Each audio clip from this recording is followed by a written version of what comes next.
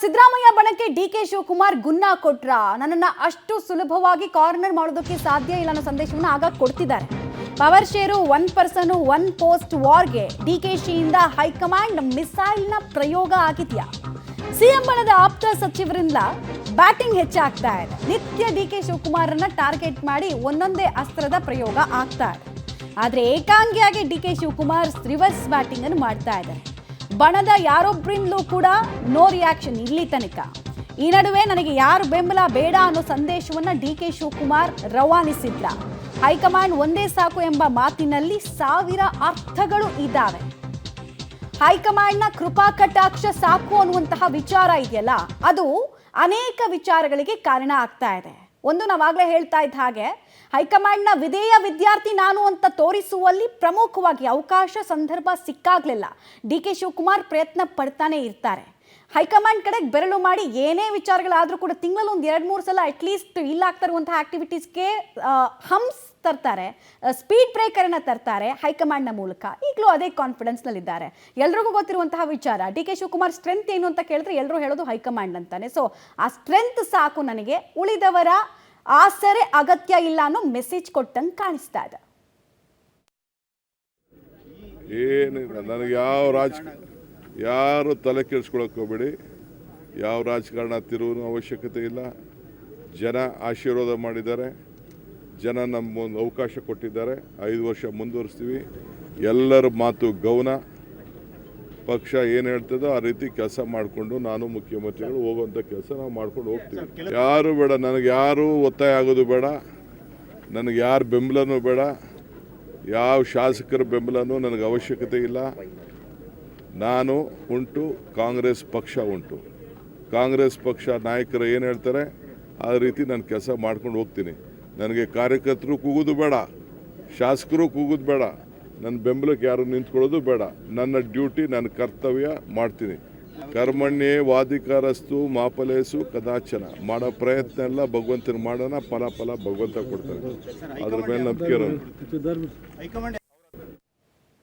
Details ಕೊಡ್ತಾರೆ ರವೀಶ್. ಭಗವದ್ಗೀತೆಯ ಸಾರದ ಮೂಲಕ ನನಗೆ ಏನಿದ್ರು ಹೈಕಮಾಂಡ್ದೇ ಎಲ್ಲ ಕೃಪಾ ಕಟಾಕ್ಷ ಇದೆ ಅನ್ನೋದನ್ನ ಅವ್ರು ಹೇಳ್ಬೇಕಾದವ್ರಿಗೆ ಹೇಳ್ದಂಗೆ ಕಾಣಿಸ್ತಾ ಇದೆ. ಅದೇ ರೀತಿ ಬೇರೆಯವ್ರ ವಿಚಾರದಲ್ಲಿ ರಿಯಾಕ್ಷನ್ ಕೊಟ್ಟಾಗ ಅವ್ರಿಗೆ ಜಾಸ್ತಿ ಇಂಪಾರ್ಟೆನ್ಸ್ ಸಿಗುತ್ತೆ. ಆ ಇಂಪಾರ್ಟೆನ್ಸ್ ಕೊಡೋದು ನನಗೆ ಇಷ್ಟ ಇಲ್ಲ ಅನ್ನೋದನ್ನ ಡಿ ಕೆ ಶಿವಕುಮಾರ್ ಹೇಳ್ದಂಗೆ ಕಾಣಿಸ್ತಾ ಇದೆ.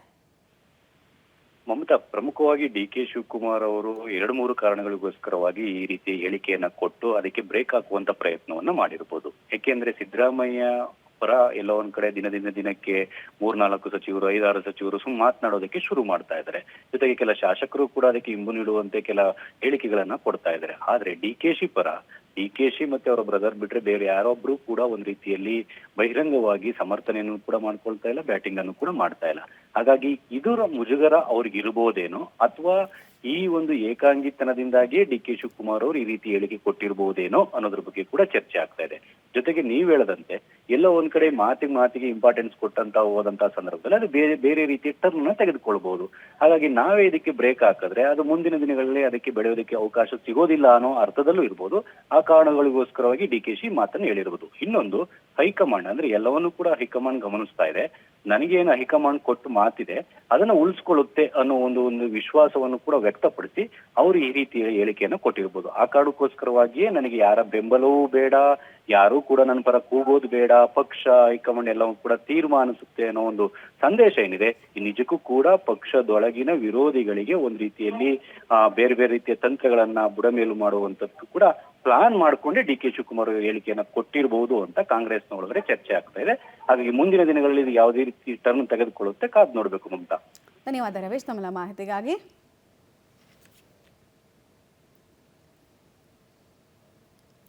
ಮುಂದಿನ ಸಿಎಂ ಘೋಷಣೆಗಳು ಕೂಡ ಈಗ ಜೋರಾಗೋದಕ್ಕೆ ಸ್ಟಾರ್ಟ್ ಆಗಿದೆ. ಸಿಎಂ ಡಿ ಕೆ ಶಿವಕುಮಾರ್ ಪರವಾಗಿ ಅವರ ಬೆಂಬಲಿಗರು ಮುಂದಿನ ಸಿಎಂ ಡಿ ಕೆ ಶಿವಕುಮಾರ್ ಅಂತೆಲ್ಲ ಘೋಷವಾಕ್ಯಗಳನ್ನ ಮೊಳಗಿಸಿದ್ದಾರೆ.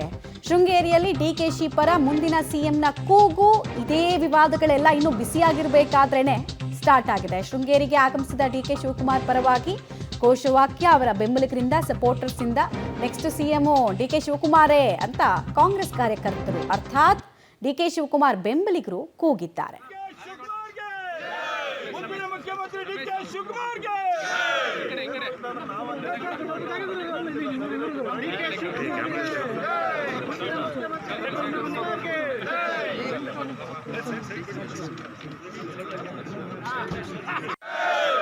ಡಿಕೆ ಶಿವಕುಮಾರ್ಗೆ ಮುಂದಿನ ಮುಖ್ಯಮಂತ್ರಿ ಡಿಕೆ ಶಿವಕುಮಾರ್ಗೆ ಡಿಕೆ ಶಿವಕುಮಾರ್